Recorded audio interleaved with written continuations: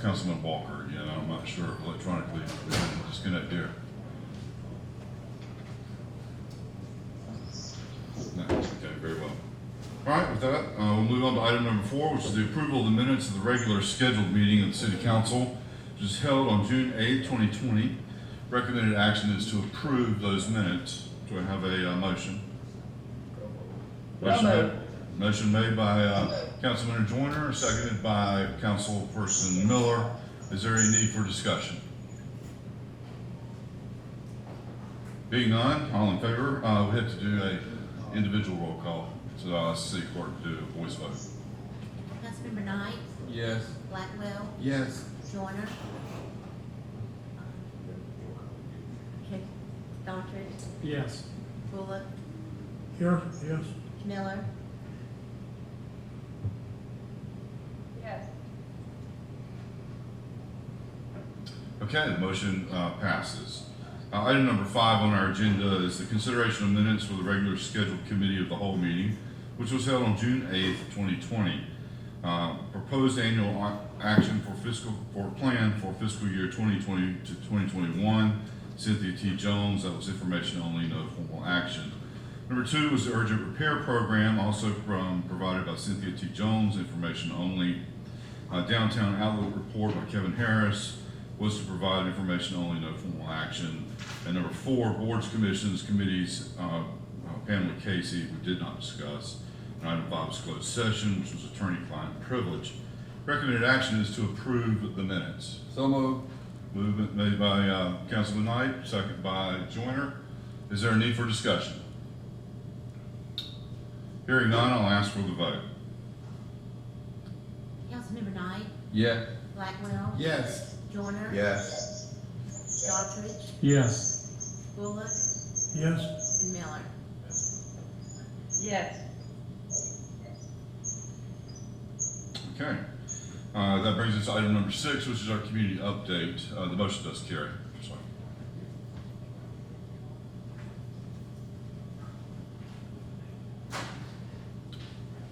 So we'll pause for a second to see if we can let Councilmember Walker into the meeting. And then we'll proceed on to the community update. Madam Manager. Thank you. Why don't we wait to see Councilmember Walker Sure. can join us.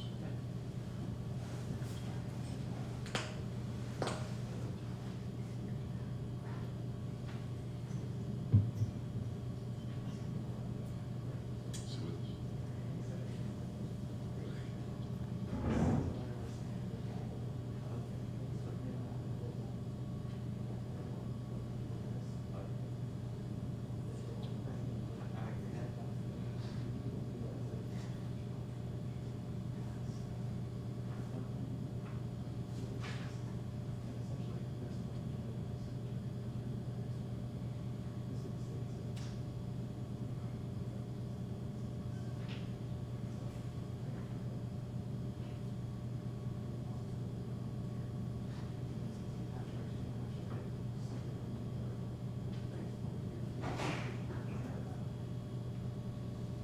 So we'll proceed on with the reports and the presentations, and then when we get to the voting actions, we'll give another pause if Councilman Walker's not with us.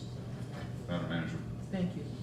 Mr. Mayor, members of the council, first I would like to begin by thanking our Rocky Mount Fire Department and all city departments for the tremendous work done last week during the flooding that affected parts of our city.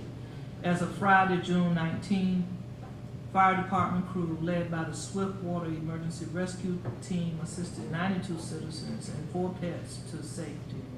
Approximately 75 residences were affected, as well as 20 commercial structures, in what has been ranked as the 3rd worst flooding event in the history of our city.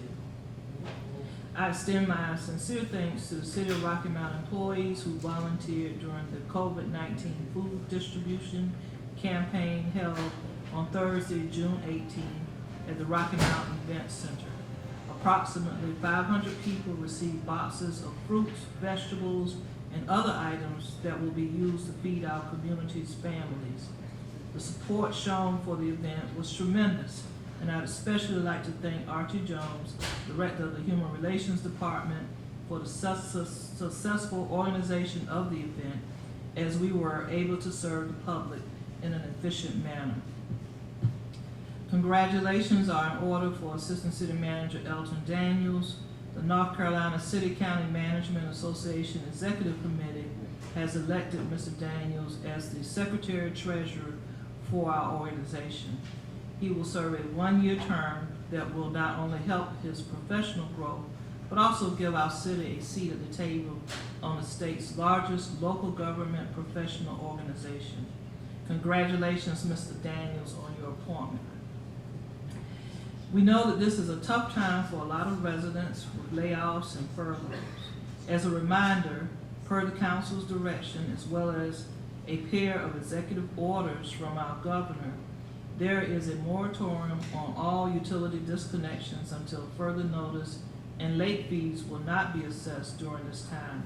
If you are having issues or problems and need help with your bill, please contact the Business Services Center at 252-972-1250. The OIC will hold free COVID-19 testing sites at the Rocky Mount Event Center. Walk-up testing begins Tuesday, June the 23rd, while drive-up testing opens Tuesday, June 3rd. Those tested will need to bring their photo ID and insurance cards.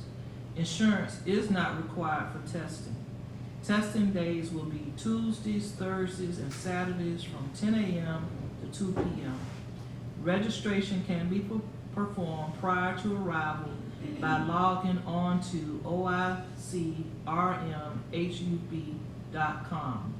You may also call 252-210-9856 for more information.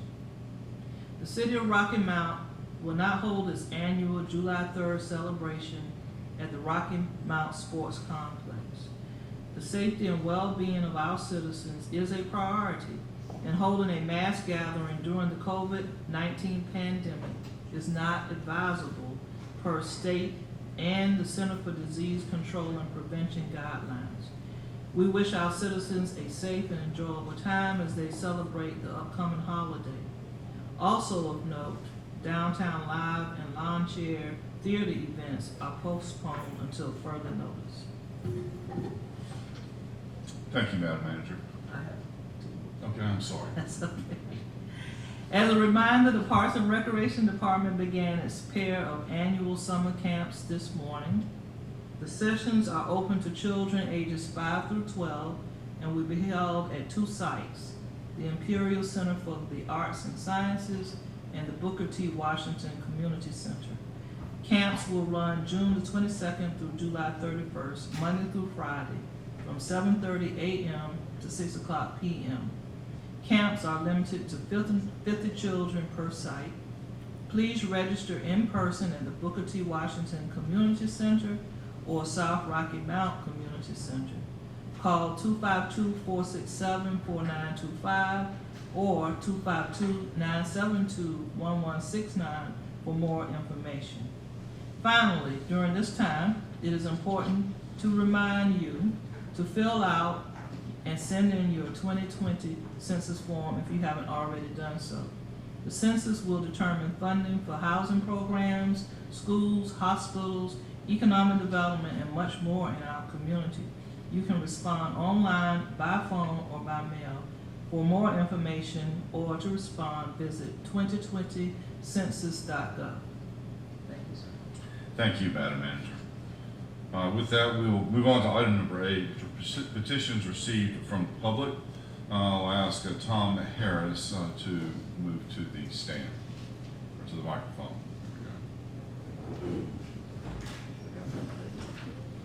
Good afternoon, Mr. Mayor, council members, city manager. Quite honestly, I was taken by surprise last week when I read in the local paper about the utility charge-off averaging in excess of $1 million a year over the last 20 years. And my question is, or I would like to understand the methodology of how these accounts are written off, over what period of time are they worked, how are they worked, or any efforts made to seek recoveries, because this dollar amount is huge. Unfortunately, with the pandemic that we have now, I can only suspect that the write-offs in the 2021 fiscal year may be even higher. One item that I would like to address and find out is the application that will be forthgoing to the local government commission for the hotel park and deck residential development. Don't know where it stands, where the application is. It's probably, I suspect, that might need to be updated financially because I believe it was submitted back last August. And obviously the hotel industry has taken a severe impact financially with the pandemic. So I would just like to know where we stand with the LGC application. I've heard this afternoon it could be a couple of months before it will be put on the agenda in Raleigh for the LGC's review and approval. I would like to know more about that when the time comes, because we citizens of Rocky Mount need to take a look at to see if the financials that go along with that proposal are conducive to the economic hardship that we are experiencing at this time. Thank you so very much for allowing me to be here in present before you. Have a good afternoon. Thank you, Mr. Harris. I realize that I skipped item 7, so I'll go back to that after we continue to hear the petitions from the public. I'm sorry about that. I'll ask Ms. Maureen Menges to come to the microphone.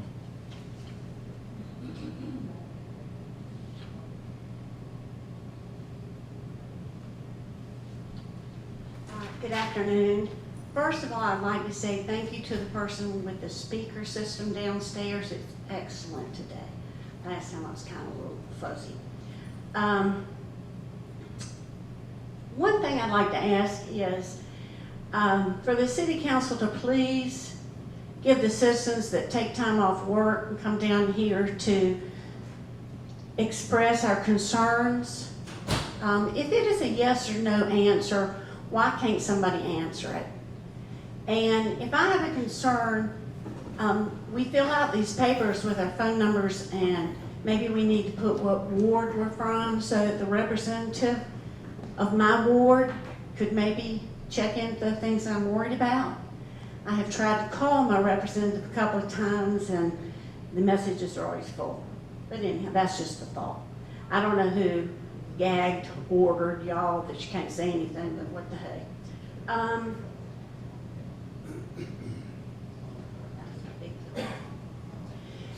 And I'm kind of concerned about, I read in the paper, one of the council persons that was talked about in the paper that has been on the council a little bit longer than maybe some of the newbies.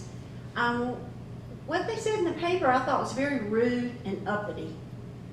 To say to a new member, let me school you. What the hey? We are all adults. I think that was very, very rude.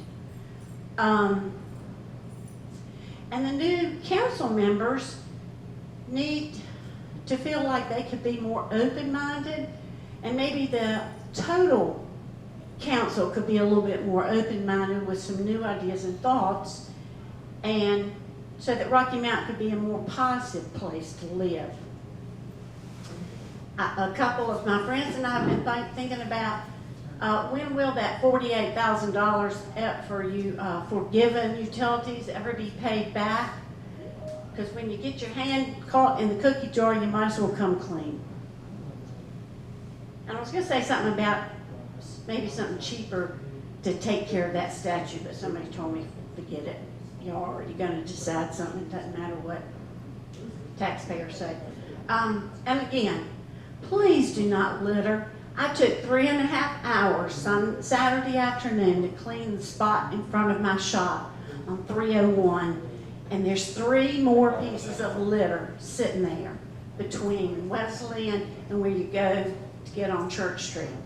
And I don't know what the answer to that is. But thank you very much. Have a good day. Thank you, Ms. Menges. I'd like to ask Reverend Nehemiah Smith to come to the microphone.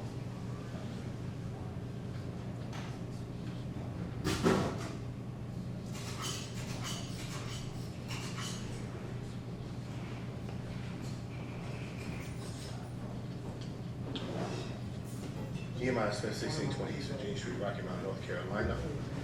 I want to keep it calm. I don't want to seem uppity.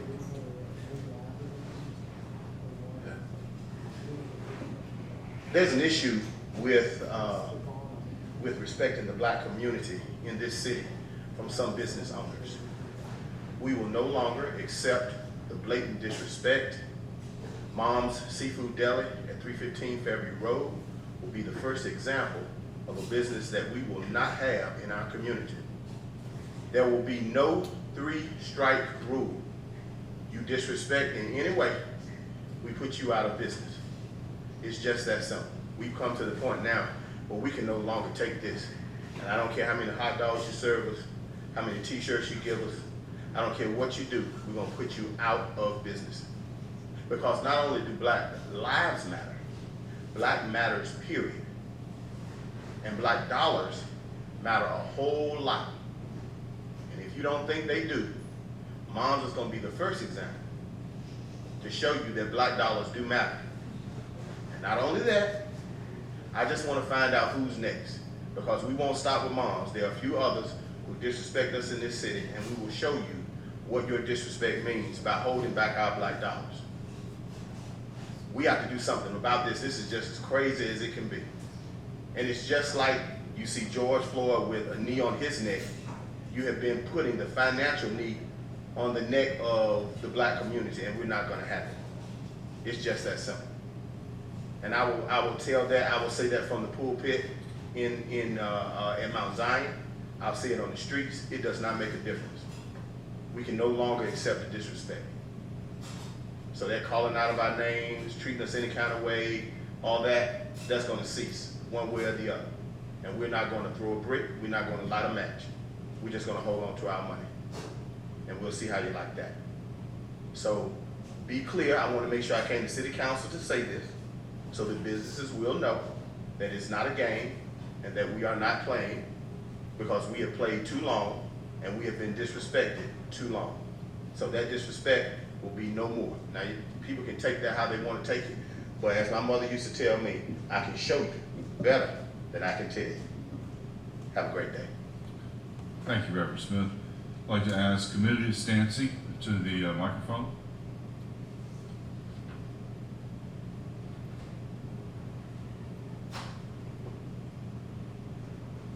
Good evening. Can you hear me? Because I don't want to take my mask off. All right. Camilla Stancy, 127 Midway Lane, Tarboro, North Carolina, 27886. P.O. Box 1391, Pine Tops, 27864. I stand before you today. I haven't been here in a while. One reason why is because of the pandemic, but also I get sick of folk talking about I don't live in Rocky Mount when I've been working here for 33 years and been more actively involved in Rocky Mount politics than some of those who are running their mouth.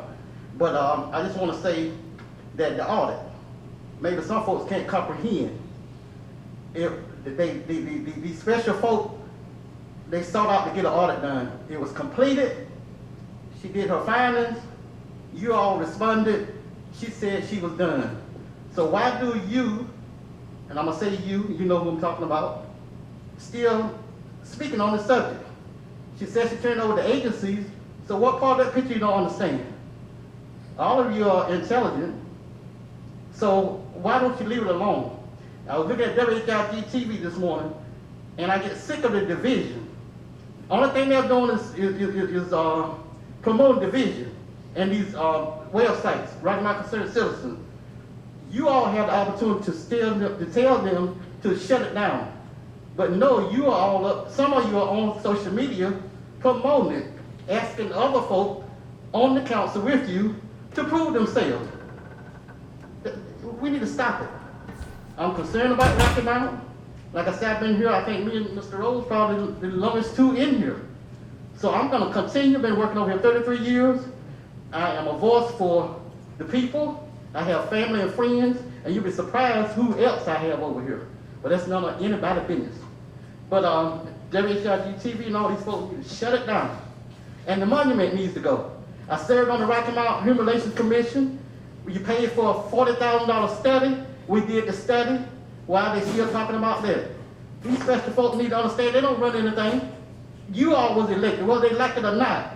They need to start respecting you all. And because this board is a black majority, well, they need to get over it. They got a problem with it. They got to do what they tell us to do. Go somewhere. But I ain't been nowhere else but here. And I ain't going nowhere. So I stand before you today to tell you all, the board members, to talk to your folk in the community and tell them they need to go away. They done created enough division. Let Rocky Mountain move forward. Talking about people ain't coming, businesses ain't coming.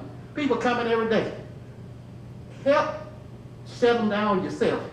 Tell them to just quit it. So Rocky Mountain can continue to move forward. They're moving forward and doing a great job, being followed across the nation. I commend this board for doing what you do. Continue to work together. Thank you, Mr. Have a Hayes. blessed day. Thank you. I'd like to ask Mr. Cooper Blackwell to the microphone.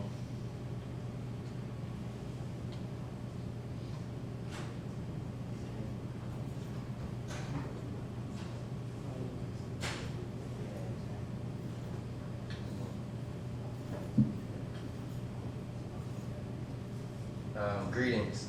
I stand before you today, Cooper Blackwell, resident of Rocky Mount, lifetime resident of Rocky Mount.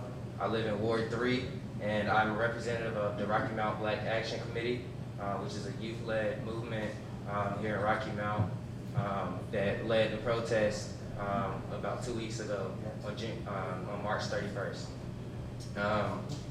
Today, we would like to say that our demands have been made, and we've stated changes that we'd like to see. You all have agreed and come to the conclusion with pieces of some of our demands in regards to the statute, and that it should be moved, with the exception of Councilman W.B. Bullock.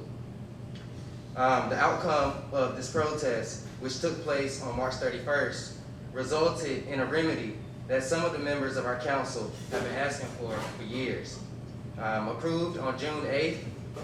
It has been 14 days since the resolution has been approved, and within this time, we've seen both people and systems beginning to take the appropriate steps necessary to bring about a revolution. By removing the monument, we are waking up, getting out of the bed, stretching and exercising liberation from systemic principles that were created to divide our communities. So, City Attorney, we would like to know, has the research been complete in regards to the legal status of it being moved?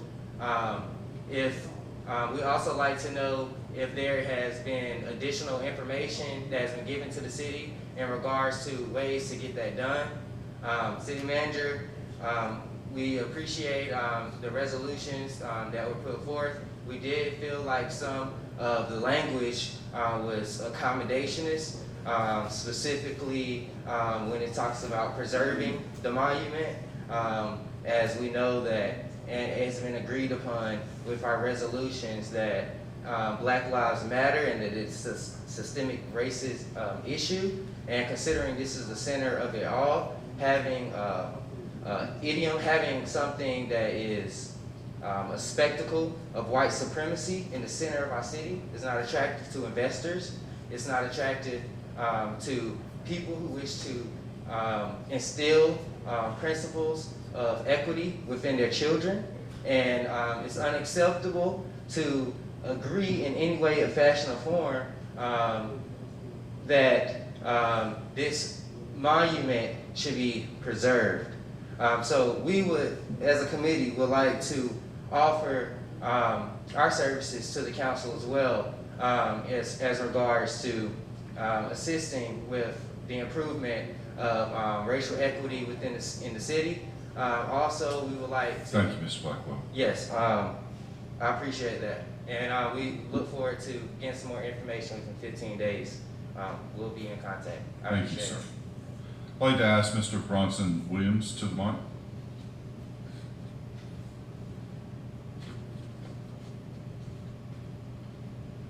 I want to say good afternoon to the mayor and council.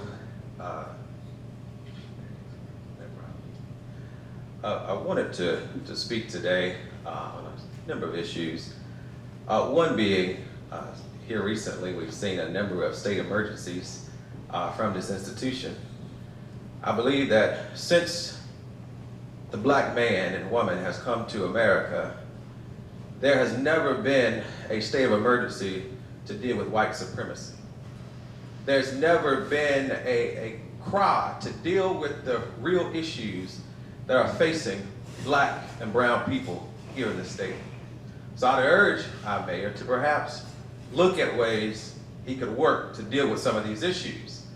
However, I have some reserve of that because when I look on social media and see statements of proving that someone paid already a written off utility bill, it reminds me of historical contexts in which they would find the leader slave, the one who wanted something to change in society, and they say, I'm going to make an image out of you. I'm going to make an example, rather, out of you. So I'm going to hang you. I'm going to do this. I'm going to rip you. I'm going to do all of these things to you so that the other people can know your place. We don't live in America like that no more. At least I hope that we don't. And I hope that the elected officials that were elected by these citizens of Rocky Mount would also show the true leadership and courage not to get involved into this foolishness. Prove what? It's been written off. Unless there's a double standards in which we live in a democracy in which you can write off something and then come back and claim for it to be paid for, I don't know where that happened unless that's what they've been doing to black folks for years and we didn't know that either. Maybe that's what we're dealing with today. So often we talk about getting over slavery, but yet you want black folks to get over a Confederate monument. But I don't understand where we are. But maybe throughout the course of this conversation, we'll finally get to a real place of unity, a real place of respecting each other, a real place of equity, a real place of economic development that benefits not just some folks, but all folks. I just hope that this city will continue with strong and bold and courageous leadership and doing the things that will establish that equity. And anytime I see that you don't, I can talk about that too. But I believe that we're moving in the right direction. And for someone to talk about what's happening with the status of the LGC and what's happening with downtown development, I remember being at a city council meeting and this council and manager talked about updating those things. People have to get involved and stay involved. Don't just get caught up in the moments, but get caught up in the real work of changing and reshaping and transforming Rocky Mount, North Carolina. God bless each and every one of you and every citizen of Rocky Mount. Thank you, Ms. Williams. At this point in time, I'd like to go back to item 7. I'm sorry I skipped that. And present a proclamation proclaiming the month of July 2020 as the Parks and Recreation Month.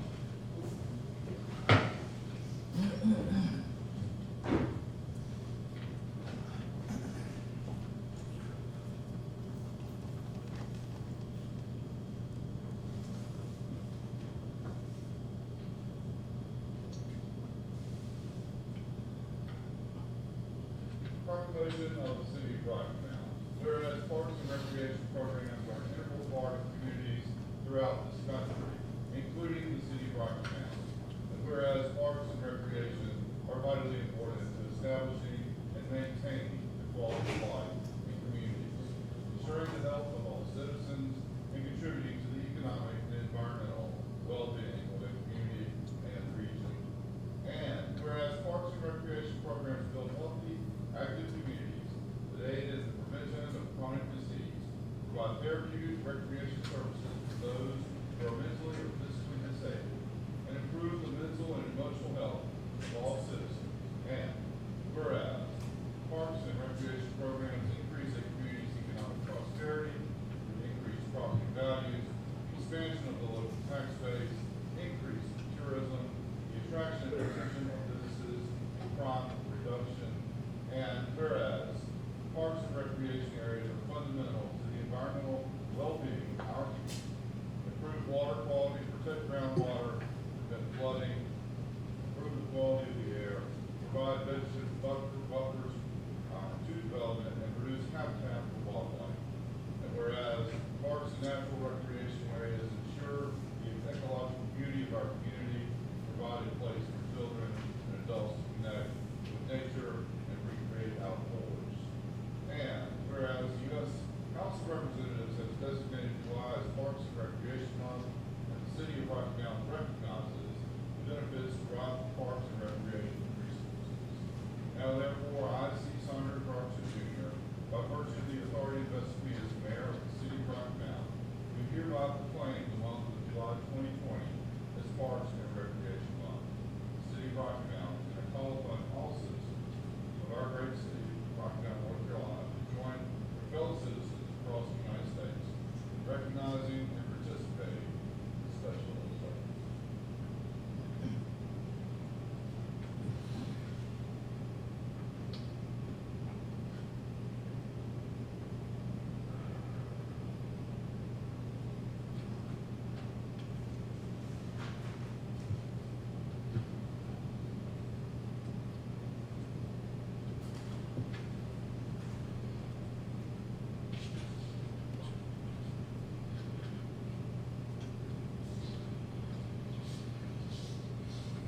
item number 9. Is Councilman Walker with us? Was he able to connect? Okay, correct. Mayor Robinson, Yes, sir.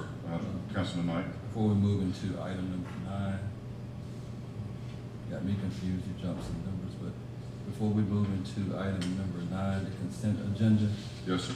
we asked our city manager to give us, in this community, an update on the removal of the Confederate statute.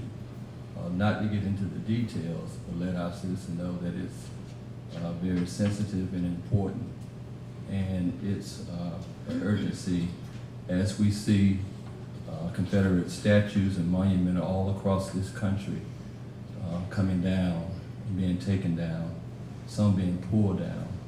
But I think that we deserve to give our citizens a update on where we are.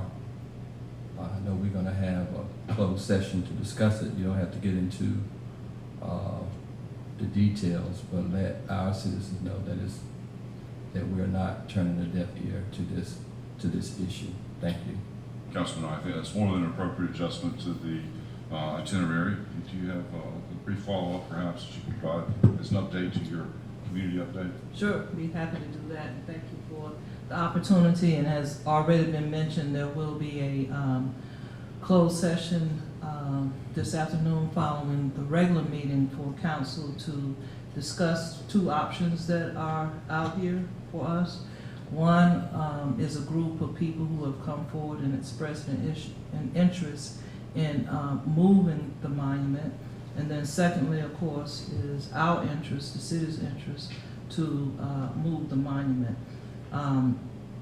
Both do carry financial implications, and so my recommendation would be that we have the action taken within at least 2 weeks to have the monument moved.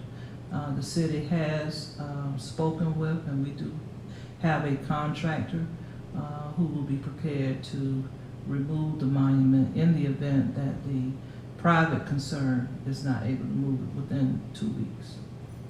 Thank you, Manager. All right, moving on now to item number 9, which is the consent agenda. Consent of tax releases and or refunds. Schedule A, taxes under $100 approved for release and or refund by the city manager. And Schedule B, taxes over $100 recommended for release and or refund by the city council. B, consideration of the following fiscal year 2020-21 ordinances. Project ordinances, the Tar River Transit.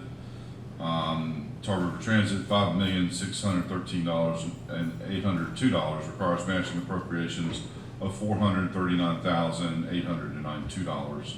A, Urban Transit Operating Project, $1,409,062. B, Urban Transit Capital Project, $949,740. C, the Transit System Planning Project at $43,160. The Rural Transit Operating Project, $2,666,200. And the Rural Transit Capital Project at $353,640. The Rural Transit Feeder Project at $192,000, and B, or 2, Community Development. Item G, the Community Development Block Grant, entitled Grant Projects, $526,640, and Home Investment Partnership Grant Project, $467,205, which requires a matching appropriation of $50,000. Item 3 is the Coronavirus Emergency Supplemental Grant Program at $121,771. The recommended action is to approve the consent agenda, inclusive of approval of tax releases and adoption of ordinances. Do I have a motion? So moved. Motion made by Councilman Joyner. Is there a second? Second. Second by Councilman Knight. Is there a call for discussion? I do have, make a comment since we approved the Coronavirus Emergency Supplement Grant Program. I recognize Councilman Knight. Yes. City Manager, in your update, you did not cover the COVID pandemic, which is still continuing to plague this city and this state and this country. Some of the council members did mention that we would like an update on that. Also, we mentioned if the city of Rocky Mount and this council and this board is going to move towards mandatory, Mr. Joyner, you want to take that on, mandatory masks throughout the city. I yield to Councilmember Joyner and then Councilmember Blackwell. Thank you. Yes, I've recognized Councilman Joyner. thank you, Mayor. Yes, wanted to, for our council, mayor, city manager to consider recommended public masking in the city of Rocky Mount. Looking at the rise of the pandemic in our area, and that it is one way that has been proven to help create a more safer environment. Is there any other discussion on this topic? Yes, I would like to speak. Yes, Councilman Blackwell. Thank you. Those communities that are proactive, I don't just think the data is there, the science is there. Those communities in those states that are proactive in communicating with their constituents about safety measures and protocols, and then making available testing opportunities, and then creating more than a recommendation about safety, seem to fare better as far as controlling community spread. COVID is not going to go away unless we make it go away.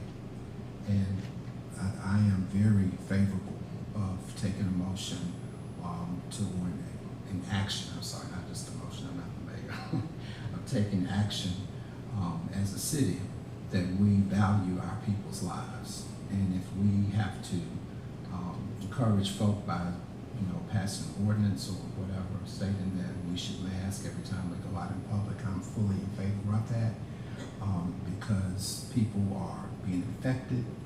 Younger people who are infected, who I don't see masking, might have the disease, are asymptomatic, and have great chances of spreading that disease to other people who are much more vulnerable than they.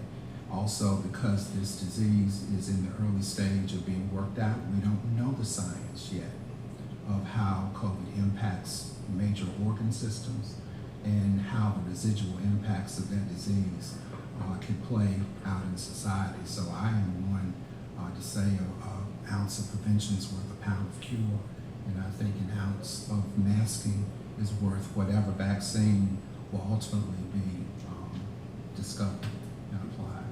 So I am in favor of passing something that would require us to mask up and protect ourselves.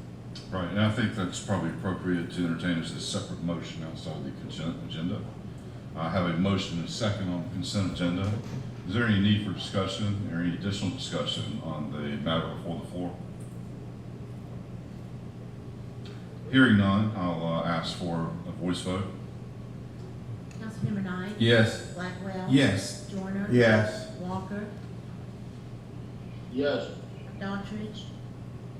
I want to verify we're voting on, as in our agenda, this consent agenda and not the addition. Is that correct? That is correct. Okay, yes. Bullock? And Miller? Yes. So, Councilman Blackwell, if you'd like to add that at the end of the meeting, then perhaps that would be the appropriate time to add that. Okay, at the end of our agenda today? Yes, sir. Sure thing. No problem. Okay, that brings us to item number 10, which is a public hearing relative to the proposed fiscal year 2020-2021 annual action plan for the city of Rocky Mount and the Down East Home Consortium required for eligibility for home partnership investment funds and CDBG entitlement allocation. Public review and comment period June 8th will be June 8th through July 8th, 2020. Recommended action is to receive public comment. I do have a number of folks who wish to comment, so I will call Linda Brinson to the mic.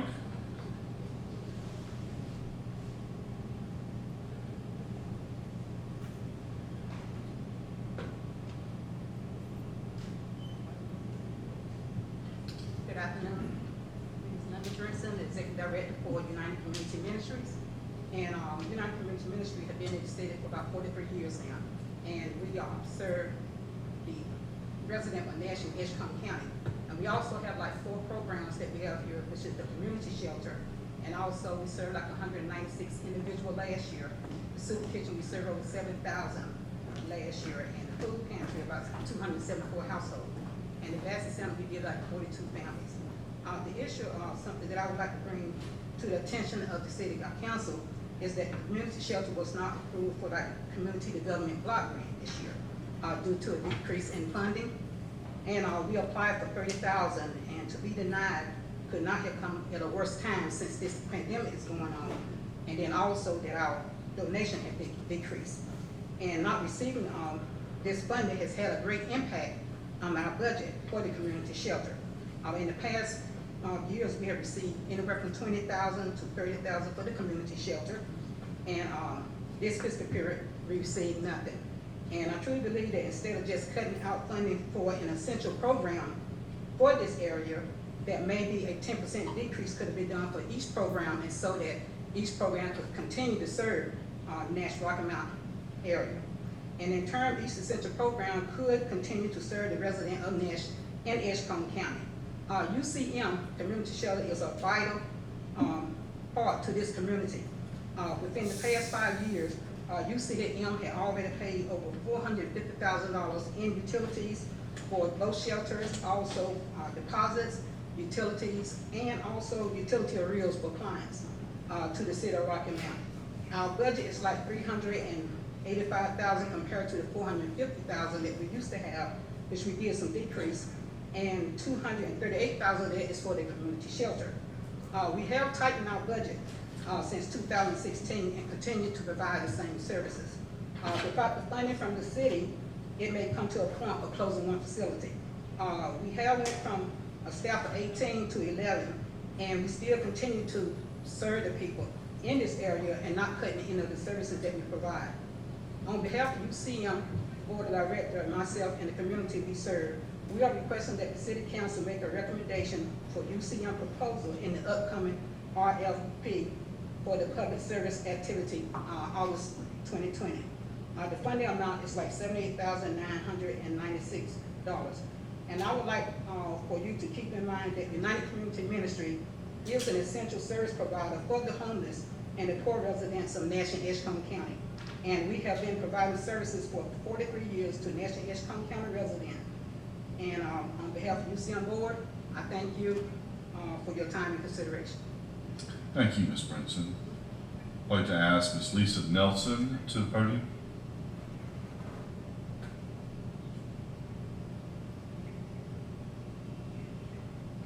Sorry, Hi. Dr. Nelson. I'm back again. How are y'all?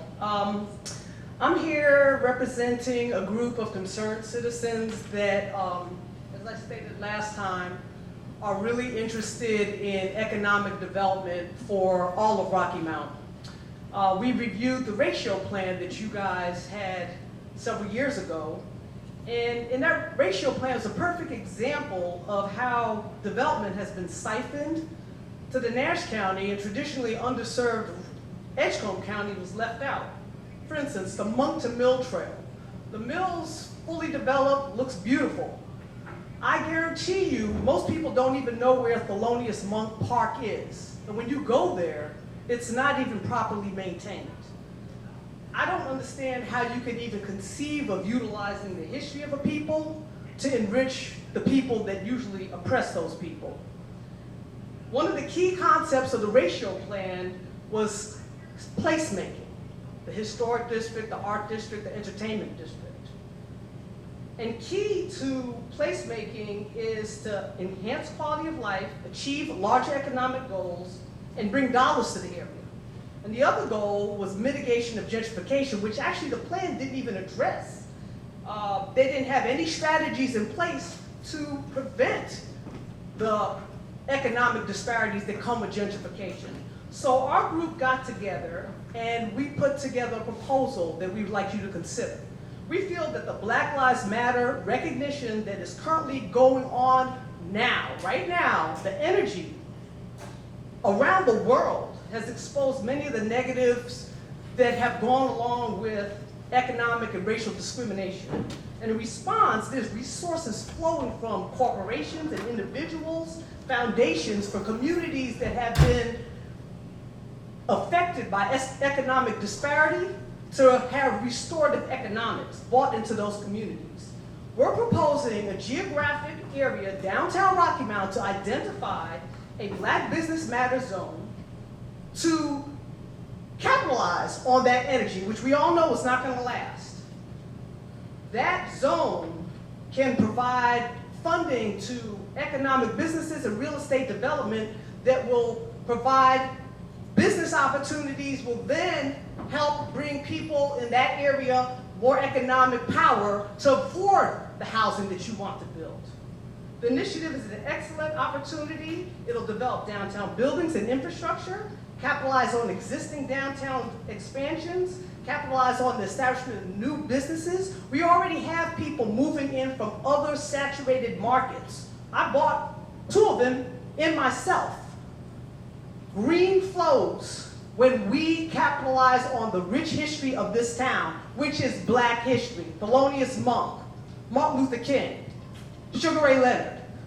If Black Rocky Mountain rises, we all rise. And I hear the bell ringing, but I want you all to consider funding an initiative to develop a foundation to fund those businesses. If we revitalize downtown, everybody wins. If the city council will consider funding the staff, a $50,000 budget, whatever you all think, to get this, you have downtown businesses that have bought into this. You have people such as myself. I'm not a business person, I'm a doctor, but I believe that fixing economic disparities will affect what I love, which is the health of and well-being of everybody. I know I've gone over my time. Thank you. I'd like to ask Mr. Troy Davis to the podium.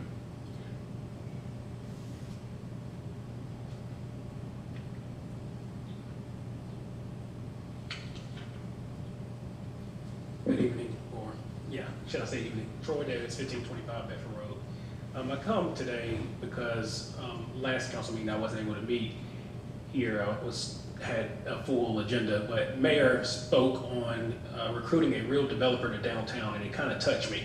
I'm spending $3 million of my hard-earned dollars in downtown Rocky Mount, and if you don't think that I'm a real developer, I think you need to rethink things. I don't know what classifies someone to be a real developer. Maybe my skin tone isn't light enough, but we need to I need to know where you stand as far as my development in downtown Rocky Mount.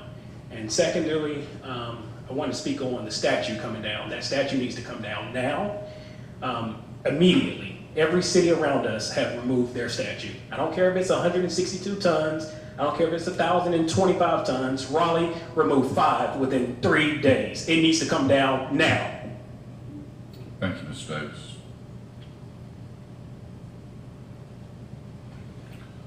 Okay, I'd like to remind everybody the public comment period is June 8th through July 8th, 2020. And just in response to the last speaker, I appreciate anyone and everyone who's willing to spend dollars in the development of the downtown area, and ask forgiveness for a poor choice of phraseology. That moves us on to item number 11, which is the consideration of the fiscal year 2020-2021 budget ordinance and amendments to fees and charges. I have a question. Yes, sir. For the city manager in reference to Ms. Linda Brinson just spoke during the public hearing that UCM. I acknowledge you, Councilman Knight. Okay, that UCM was not funded at $30,000. I was looking at my notes. I know my sister house was on that. I understand why that was not funded at that time, but I can't remember if UCM was on that list, and if so, how much was they funded, and if not, why they were not funded. Yes, I would have to yield to the director because I don't have the details in front of me, but Ms. Jones, if you could address that question, please.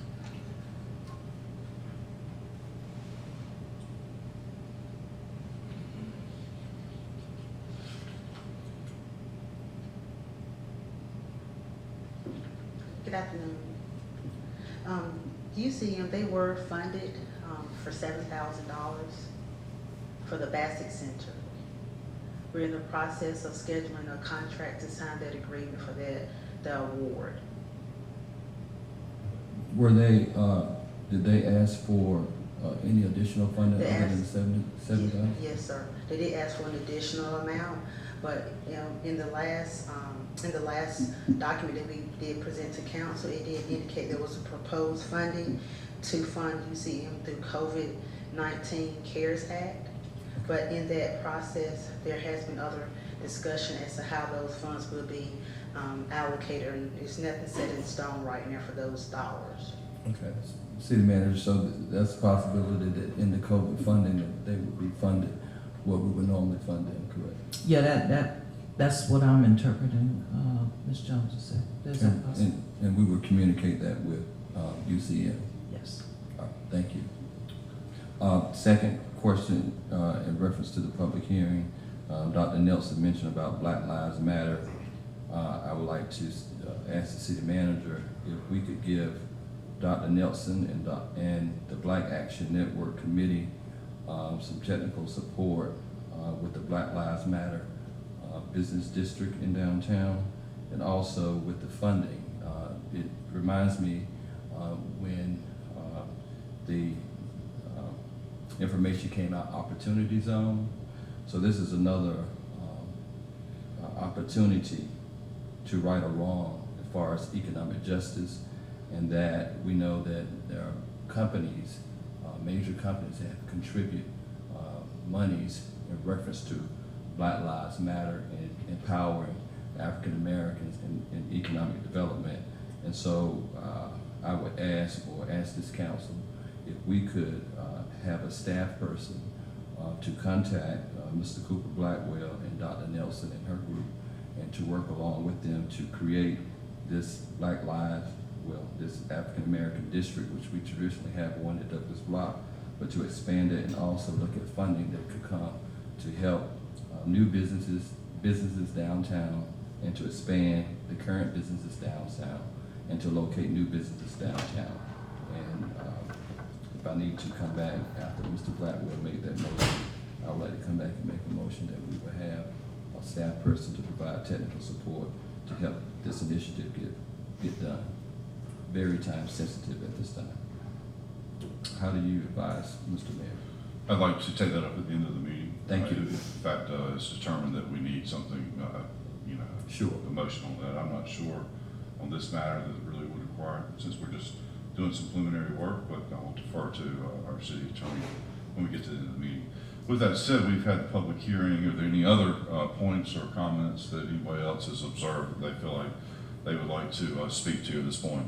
A point of clarification, Mr. Yes, sir. Thank you. I just want to ask the manager, I'm still a little unclear with UCM. You are saying that we will try to support that $30,000 request Yes, sir. in some way, In some from way. some flow, whether it's this one or something else. That's correct, and we'll let you know how we're able to do that, if we're able to fund the full 30,000. And the reason I would just want to say it again, just knowing how COVID spreads, one of the vulnerable and at-risk populations that affect more than them as individuals are people who are homeless. So I think it would really be critical to include them in whatever initiative we're doing. Right, and I believe this CARES Act specifically speaks to homeless, and so that's why we would recommend the shifting of funding. Thank you. Any other questions or observations? Or I just want a clarification. Councilman Dawson. Thank you, Mayor. So UCM Bassett, they requested $30,000, and we did not fund that because you were gonna fund it through the CARES funding. Am I understanding correctly, or did I hear something incorrectly?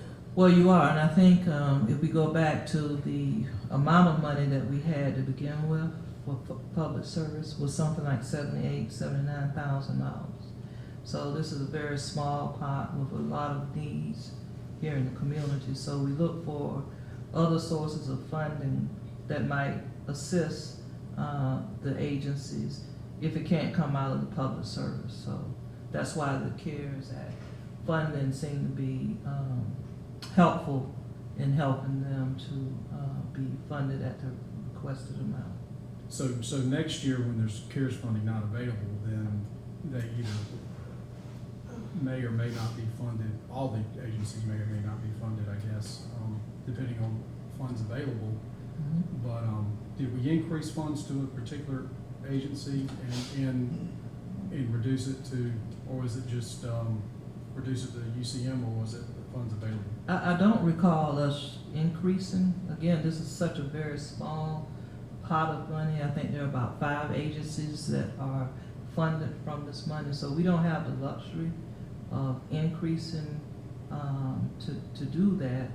But to your earlier question or statement, next year is, who knows what would happen next year, but I would trust that the agency would understand that this is a one-time, and they usually do consider it one time because you don't really know, what might be in the future for funding from the city. So they'll get it this year, as other agencies have been funded, and then next year we'll just have to wait and see.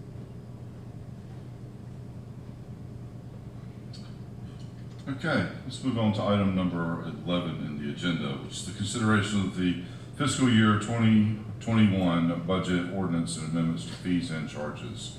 A, fiscal year 2020-2021 budget ordinance establishes appropriations for fiscal year 2021 and sets ad valorem tax rate at 0.685 cents per $100 of taxable asset value.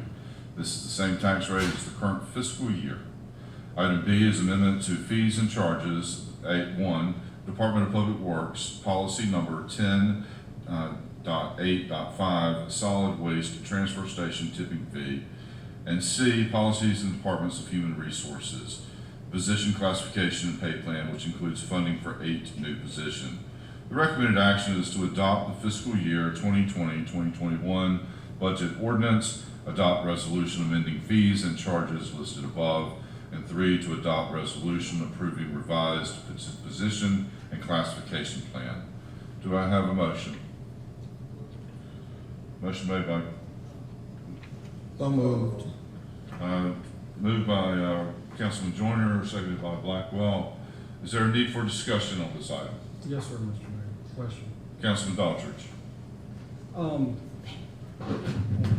Page 3, well, not page 3 of what I printed. We got transfers from other funds of $3,550,000. Excuse me, I'm sorry. Which includes transfers from, I believe, the electric fund. What's that? Electric fund of $2,485,000, which is an increase. And then the water fund, $565,000. My concern, and I don't know who can answer, Mr. Hunter, with COVID-19 and the moratorium on utility payments, and I know we've got a huge 150% increase of people that are eligible to have their utilities cut off, but due to the moratorium or not, which is also an increase of $2 million of funds that haven't been paid and past due. My concern is, can we depend on this electric fund, because we don't know how long the moratorium is going to go on, and are we going to need to do? I'm just concerned with this. It's an increase, and then also I don't find the addition matching up. I see where the electric and water total $3,050,000. Where's the other $500,000 coming from? To answer your second question first, the other $500,000 comes from the occupancy tax, which is not part of the ordinance. The occupancy tax is project ordinance, so it'll be done during the coming fiscal year. So that's where the additional $500,000 comes from. To answer the first question, in preparing this budget, we did evaluate, and we explained during the budget development process that when we came to the forecasting of revenues in the electric fund, we pretty much had to continue as we had in the past, and we did do a pretty effective job with respect to the forecasting. Obviously, the situation involving the current environment, as well as the challenges that are associated with the disconnect moratorium that's in place here in the city and also with the state, is something that we do have to evaluate. We do not anticipate any write-offs in fiscal year 2021. If there are any write-offs, they would probably be in fiscal year 2022. Due to the time nature of write-offs, if there were needed to be any. And that's when it would affect our budget. Prior to that, it really doesn't. With respect to cash flow, we do feel like we are in pretty good shape with respect to cash flow. We have been putting money aside, and we also continue to put money aside into rate stabilization, which helps our cash flow. And so we believe we are in the appropriate position to make this request, which is consistent with our transfer policy with respect to how it's calculated from respect to the asset value of the electric fund. In follow-up, Mr. Mayor, and this, I don't know if this is for Mr. Hunter or Madam Manager, but it was mentioned write-offs, and it's my understanding, when are we gonna do utility write-offs? It was mentioned earlier by Mr. Harris. Is it now? I mean, the next meeting we have, or when do we do that? Well, the staff hasn't recommended that just yet, so I'm not exactly sure when it would be forthcoming. Has it historically been done? Towards the end of the year, end of the fiscal year. Which is now, right? Towards the end of the fiscal year. So as you move from one fiscal year into the next one, I think that's when they'll probably do. So probably next meeting we'll have something? I won't, I won't say next meeting, but when it's ready, we'll bring it. Okay, well, next meeting I think is our last meeting of the fiscal year. May I speak? Yes, Councilman Blackwell.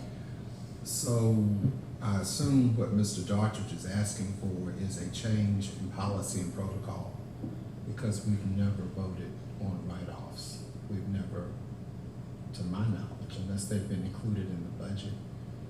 And I don't recall have you ever presented write-offs, Ken? No, sir. So, I don't even understand the terminology about when are we gonna approve it. That's something that's an administrative, detailed position.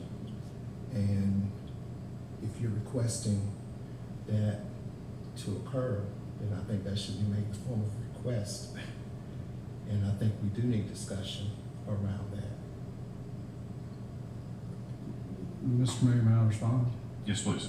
Well, it was brought up during the whole audit, and it was a response by Councilman Knight, who to WTVD announced that we do $21 million write-off over, I think, 20 years, and then it was posted on social media, and that was news to me. And then it's my understanding that through various sources that we write that off, and I think that's probably more of a question of Ms. Staten, the finance director. And if we don't do it, we should do it. And I think we should also look at the criteria for writing off utilities, because obviously we have some issues there. May I speak? Yes, Councilman Knight. We never had any issues before, and for the record, this council has ever reviewed any write-offs. We have never ever approved any write-offs, because if that's the case, it could be very political. So I prefer it stay within the finance that in the business office that would have that information and to prove those. Also, you brought up social media, and to you and Mayor Sandy Robertson on June the 17th, 2020, Wednesday at 10:40 a.m. It's approved. This isn't true, Councilman Knight, about write-offs of preferential treatment. Again, Mr. Mayor, Mr. Daughtridge, I never received any preferential treatment, never had any knowledge of any write-offs, and the write-offs that Beth Woods included in her audit, whatever the number was, it could not be substantiated by this city, this business office, this finance director. And I'm told, if you pull your report, and you see something, you disagree, you ask why it's up there, they can't prove it, then it's not yours. So let's put that to rest. Beth have done her audit. We have responded. And getting back to the write-offs,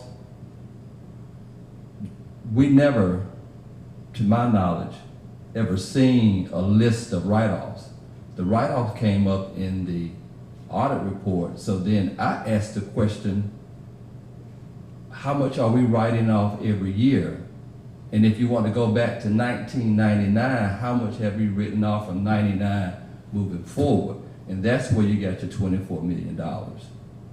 And so whatever your subliminal question or whatever you're trying to find out, then you need to talk to the city manager on that. But this council has never approved any write-offs or never seen any write-offs.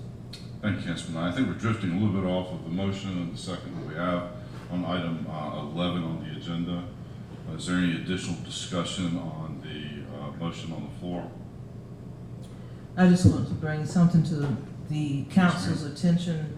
We sent around a revised amendment to the resolution related to positions for next year. The amendment includes the Director of Business and Collection Services. The one that you have previously inadvertently left that off the list. Okay. And this ties to item 11 specifically. Okay. Maybe take a moment, read this. If there are any questions regarding it, we can address it to the manager, and then we can proceed. It was just only that one that was added to what was already, we have already seen, correct? Yes, yes, sir. So I guess whoever made the motion needs to amend the motion to include this position, correct? It would include the amended resolution. Okay, thanks. I make a motion that we include the amended recommendation. Okay, motion by Councilman Joyner. Second. Second by Councilman Knight. Is there additional discussion on item 11? Hearing none, I'll ask for a voice vote. Councilmember Knight? Yes. Blackwell? Yes. Joyner? Yes. Walker? Yes. Daughtridge? Yes. Bullock? And Miller?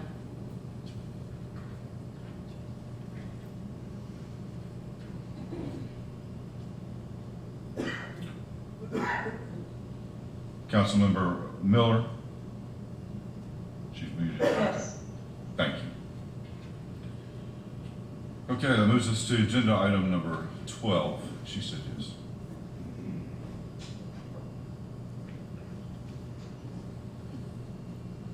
She voted once. Item 11 was amended, it was seconded, and then it was just voted. That's right. Item 12 is consideration of the fiscal year 2019-2020 budget ordinance amendment appropriating funds in the self-insurance internal service fund, $2 million, and covers claims expensed during the current and prior fiscal years. Recommended action is to adopt the ordinance. Do I have a motion? So moved. Moved by Councilman Blackwell, seconded by Joyner. It's 12, correct? This is 12. Is there a need for discussion? I've got a question. Councilman Daughtridge. I had this question, and I don't recall if it was answered during the budget time, but my experience with being self-insured, there's a self-insurance pool fund, and I asked the question during the budget session, what is our fund value, or how do we fund that, or is it different for a municipality, and I'm not aware of that? If it is, please explain it.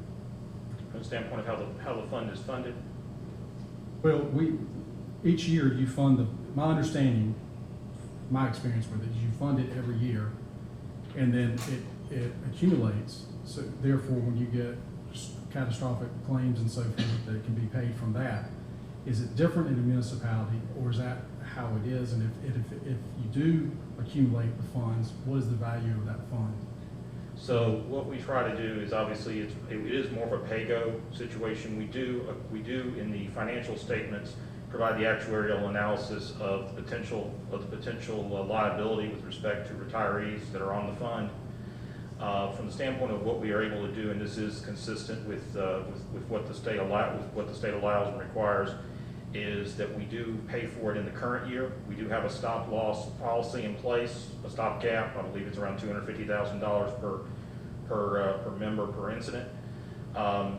We do have that in place. That's an additional insurance that's part of the premium that we pay as well as the employee pays. So the revenues that are generated to be able to make the expenditures come from the premiums that are paid for the individual employees plus their contributions for dependents, as well as the contributions that we make for the retiree insurance. Maybe I'm not making myself clear, or maybe I'm not understanding correctly. So in self-insurance, you've got a pool of funds. Yes. And you pay into that pool for catastrophic events, and also for up to the stop loss, you pay out of that fund all claims. And then whatever's left over, it goes to the next year, and it just accumulates from year to year, and it just grows. Hopefully it grows. Is that not the case in a municipality? Or do we just, or to your point, and I may have heard this, we just fund it as we need to, so therefore the requirement that private industry has to meet is different for a municipality or government. Is that the case, maybe? That is correct. Okay. That is correct. And we do pay, there is sometimes a fund balance that carries over, and then sometimes we have to replenish that fund balance from year to year. So do we, does the fund balance go from year to year? And if so, what is our balance now that has rolled over from year to year? I don't know what our balance is currently, but it's not like we're trying to build it. We're not in a position, we have not been in a position, given our financial position overall in the community, to be able to build that fund up year to year. Madam Manager, can we find out what the pool balance is on that? Certainly.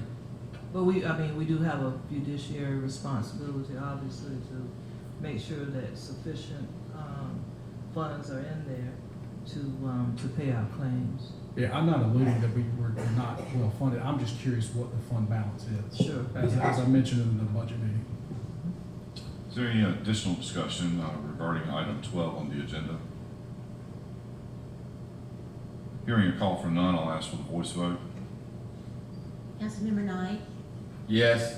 Blackwell, Yes. Joyner, Yes. Walker, Yes. Daughtridge, Yes. Bullock, Yes. and Miller. Yes. Motion passes. Item 13 on the agenda is the consideration of the fiscal year 2019-2020 budget ordinance amendment appropriating funds to cover expenditures for operations at the Rocky Mountain Event Center from April 2020 to June 2020, $251,260. Revenues not available due to closure of facility compliance with required response to COVID-19 pandemic. Recommended action is to adopt the ordinance. Is there a motion? So move. Motion made by Councilman Joyner. Is there a second? Second. Second by Councilman Blackwell. Is there a call for discussion on item 13? I wondered when we will know whether we're going to get funds that might be applied towards the lost revenue.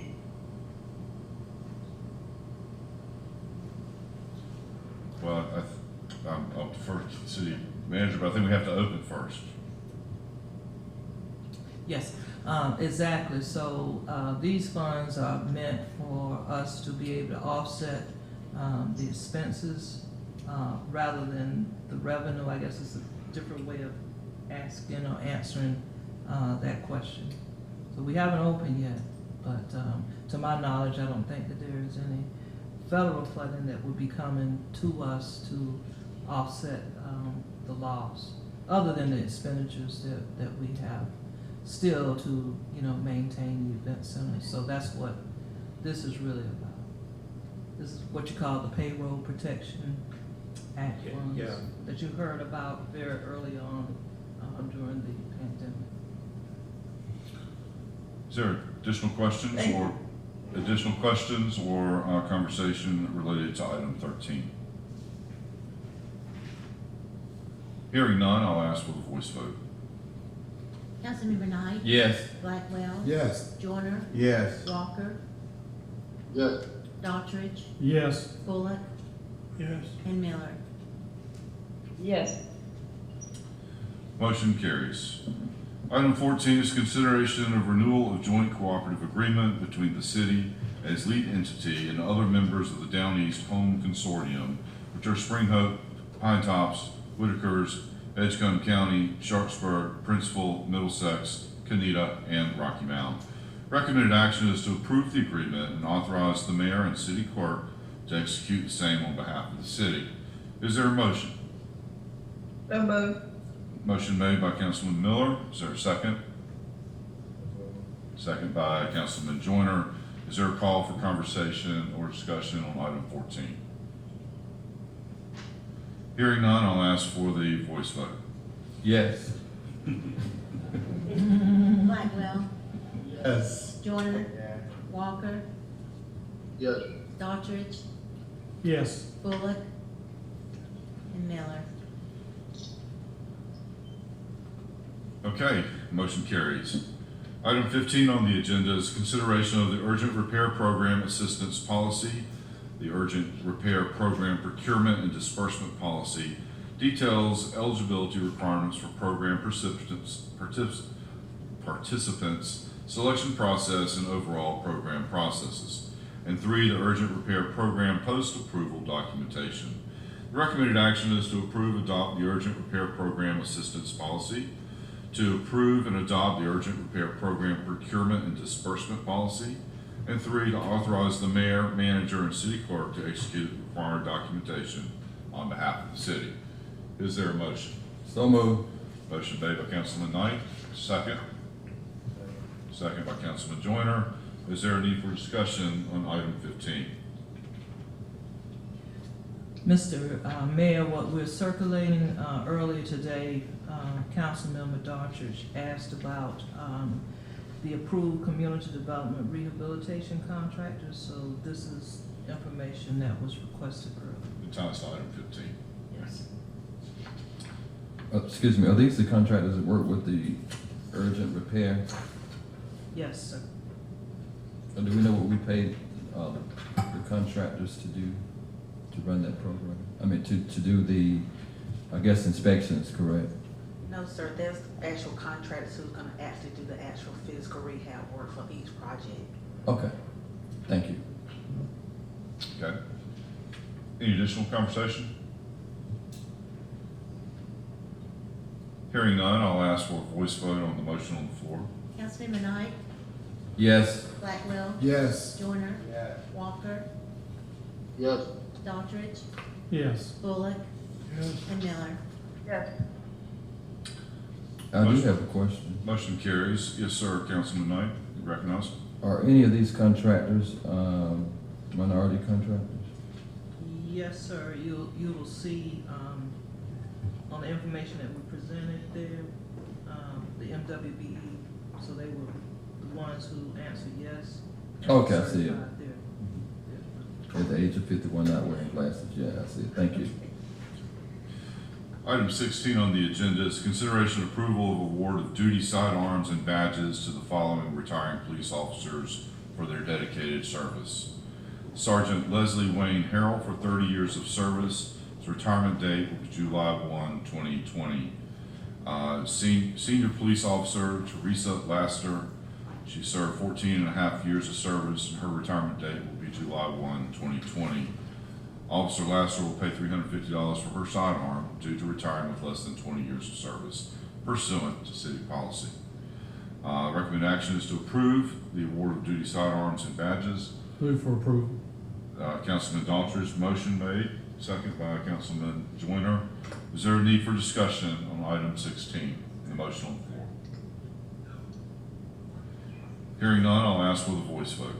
Councilmember Knight, Yes. Blackwell, Yes. Joyner, Yes. Walker, Yes. Daughtridge, Yes. Bullock, and Miller. Yes. Item 17 on the motion carries. Item 17 is consideration of water assessment contract with Edna R. Robertson for water service at 1125 Freer Drive. That's $265 water meter and capacity fees prepaid and $4,000 water main and tap fee to be assessed. Recommended action is to approve contract and authorize the mayor and city clerk to execute on same on behalf of the city. Is there a motion? So moved. Motion made by Councilwoman Miller. Is there a second? Second. Second made by Councilman Blackwell. Is there a need for discussion regarding the motion on the floor? Not regarding this motion, Mr. Mayor, but alive, I asked the city manager if she would in the future just inform us of the fire districts as we annex new individuals in, as well as which ward the properties and the residents Great. reside. Thank you. Hearing no call for discussion, I'll ask for the voice vote for item 17. Councilmember Knight, Yes. Blackwell, Yes. Joyner, Walker, Yes. Daughtridge, Yes. Bullock, and Miller. Yes. Okay, motion carries. Item 18 on the agenda is the consideration of petition for annexation number 317-4762 Vestal Road, which is non-contiguous. The recommended action is to acknowledge receipt of the petition and to adopt a resolution ordering city clerk to investigate sufficiency of petition. Is there a motion to investigate sufficiency of petition? Made by Councilman Joyner. Is there a second? Second. Second made by Councilman Walker. Is there a need for discussion on the motion of the floor? Hearing none, I'll ask for the voice vote. Councilmember Knight, Yes. Blackwell, Yes. Joyner, Walker, Yes. Daughtridge, Yes. Bullock, and Miller. Yes. Motion carries. Item 19 on the agenda is consideration of the operating agreement with Duke Energy Progress, LLC, allowing Rocky Mount City employees to operate DEP system under certain conditions in order to provide faster response time during power outages. Recommended action is to approve the agreement and authorize the mayor to execute the same on behalf of the city. Is there a motion? So moved. Motion made by Councilman Daughtridge, second. Second. Second. Second by Councilman Walker. Is there a need for discussion regarding this item? Hearing none, I'll ask for the voice vote. Councilmember Knight, Yes. Blackwell, Yes. Joyner, Walker, Yes. Daughtridge, Yes. Bullock, and Miller. Yes. Motion carries. Item 20 on the agenda is consideration of declaring certain personal property surplus and authorizing disposal by electronic auction via GovDeals, Inc. Recommended action is to adopt a resolution declaring property surplus and authorizing disposal by electronic auction. Is there a motion? So moved. Motion made by Councilman Bullock, second by, was it Daughtridge? Daughtridge. Is there a need for discussion on item 20, the motion on the floor? Hearing none, I'll ask for a voice vote. Councilmember Knight, Yes. Blackwell, Yes. Joyner, Walker, Yes. Daughtridge, Yes. Bullock, and Miller. Yes. Motion carries. Brings us to item 21 on the agenda, which are appointments. Does anybody have an appointment that they would like to bring before the city council?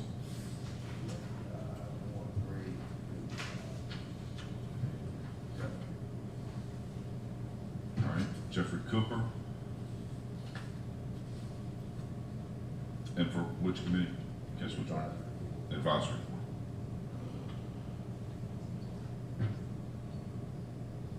So contingent upon receipt of personal history and proper documentation, so. All right, I've got Councilman Joyner. All right, second by Councilman Miller. Is there a need for discussion on this? All right, I guess voice vote's what we need. So I ask for the voice vote. Councilmember Knight, Yes.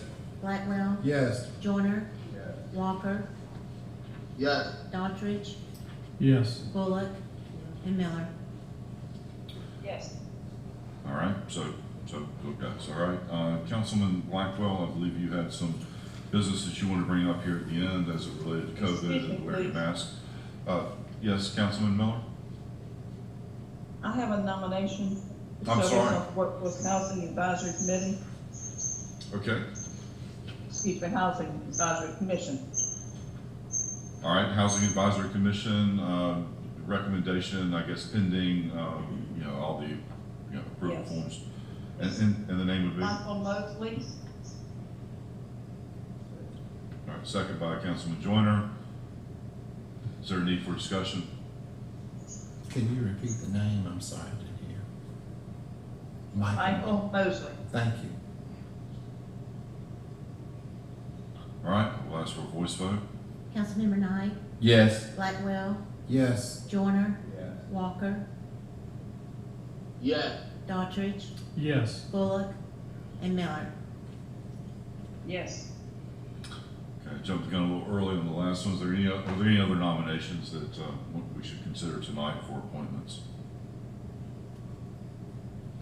All right, hearing none, we'll move on to Councilman Blackwell. We had some discussion and perhaps want to make a motion related to COVID-19 and wearing of masks. Thank you. Thank you. I'd like to move that the city of Rocky Mount adopt a stance that requires all citizens when they are in public places and restaurants and gathering places to wear masks, similar to the Raleigh ordinance and others in our surrounding area. Okay. All right, second by. Let me interject. To adopt an ordinance, you gotta have it in writing, so Okay. we have to bring it back. Okay. Okay.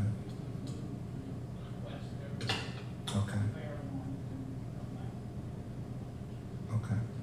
Fair enough. So should we make that statement for the record? We have a second, and then we'll have it in writing, and we'll make sure it's on the agenda the next week. Thank you. Yes, sir. Councilman Knight, I believe you also had some business that you wanted to add to. What I heard Dr. Nelson and Cooper Blackwell stating that the city will help provide technical support and funding to help in the planning and pre-development costs of black business districts, business matter zone and development, and to obtain some of the corporate investment and to capitalize on this moment. So again, when I asked city manager a few moments ago, that could we provide that and some funding to assist with that, looking at the climate of this racial undertone in our country and how other cities and municipalities are stepping up to the plate and assisting the African American community. So I would like to make a motion that we request at least from $25,000 to $50,000 to subsidize the planning and pre-development costs of Black Business Matter Zone and the development to help obtain the corporate investment and capitalize on this moment that we're in at this particular time.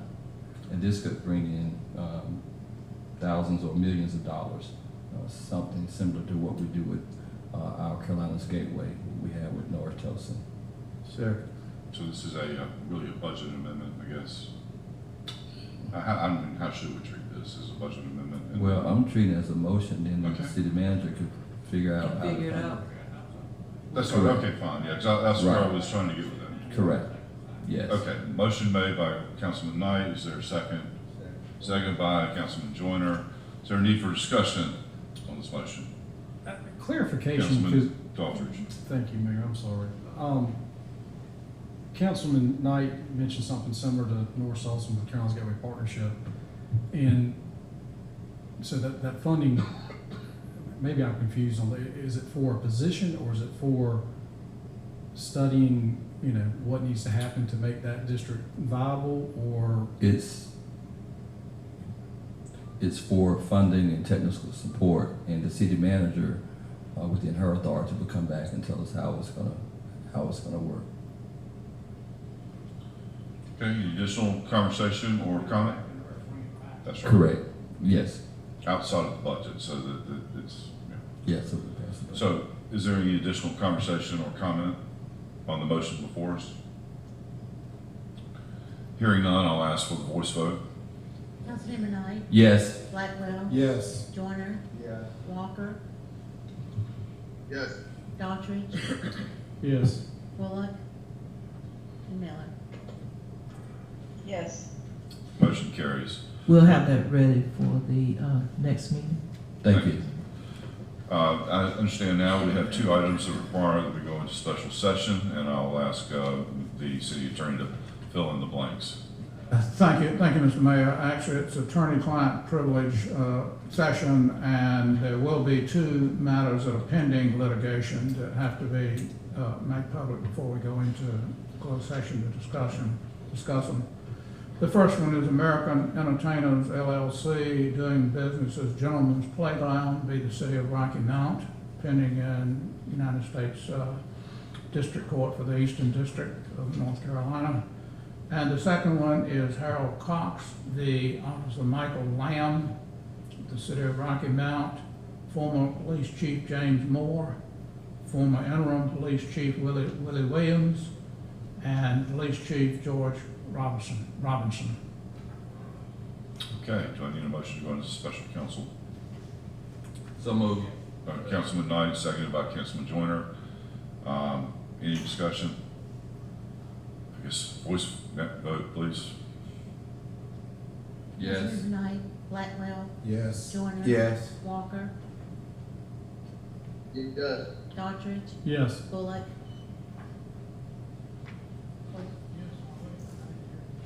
We're going to close session. Go to closed session on some attorney-client privilege stuff. Yes, sir. And Miller. Yes. Okay, motion carries. We're now in closed session. Well, I know. It's not as easy as just saying it, right?